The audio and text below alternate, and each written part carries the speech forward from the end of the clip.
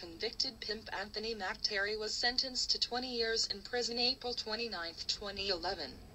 Terry, whose defense was that he was a drug dealer, not a pimp, was convicted in March 2011 of 2 counts of promoting the commercial sex abuse of a minor, second-degree promoting prostitution, and witness tampering.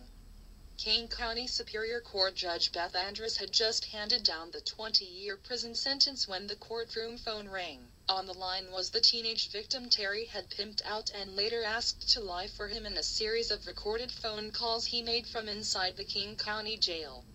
"I just want to say I was never a victim, and Anthony Terry was never my pimp," said the woman, whose call was put on the court's speakerphone.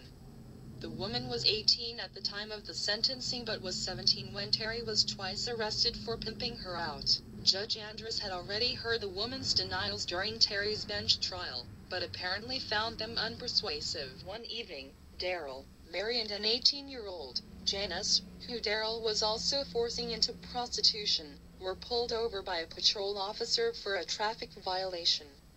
The officer noticed that when Daryl pulled out his identification he had Mary's ID and the other girl's ID in his wallet.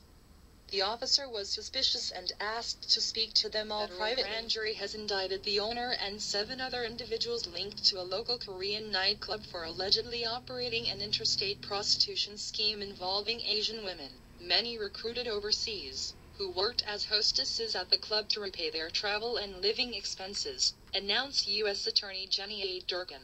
According to court documents filed in the case, the defendants sought Korean females to work as bar girls at the Blue Moon, a Korean room salon in Federal Way, Wash, where the women were expected to entertain male clients and set up subsequent meetings for paid sex. The 5 men from Seattle are Johnny Kong Woo Fui Deng Shek Ung De Kinj Ang He Kingping. The woman from LA, Yuen Lam, is accused of supplying women to brothels nationwide, as well as the 3 discovered in Seattle and 1 in Portland.